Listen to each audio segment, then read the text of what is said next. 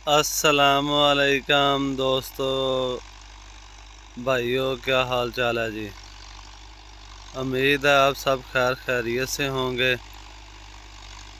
देख लो जी, आ रहा जी NH दबंग tractor और दबंग परफॉर्मेंस। 7 फाड़ा चेजर है मगर 5 खूने की परफॉर्मेंस बहुत ही ज़बरदस्त कमाल लाजवाब परफॉर्मेंस है जी। देख लो जी, आ रहा है 7 फाड़े मगर चेजर है जी, जबरदस्त जी। देख लो जी,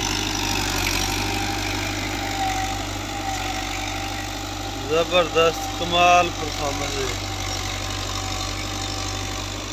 है। मत्थे मुत्थे ते भी उस्ताद कोई आसरा नहीं करता लीवर नू। जिथे उन्हें लीवर सिटिया बस स्टेयरिंग उन्हें पकड़िया वा तो ट्रैक्टर आप ही जा रहा। वेखो जी, चेजर वेखो किड़े किड़े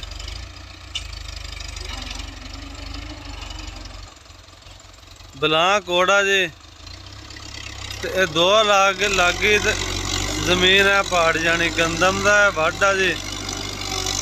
इतने हम नरमे की काश्त होनी है, वास्ते जमीन तैयार हो रही है। जबरदस्त देख लो जी, कोई ट्रैक्टर माशाल्लाह स्लिप नहीं दे रहा और बगैर स्लिप तो और चेजर देख लो किदा लगते जा रहे हैं। देख लो जी, जबरदस्त जी। दबंग दे मते दबंग नाल है जी।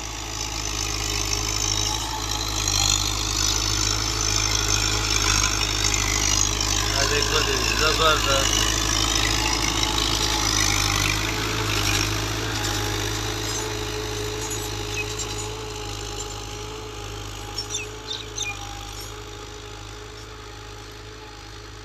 देख लो दोस्तों, जमीन कितनी माशाल्लाह गहराई च पट्टी हुई है।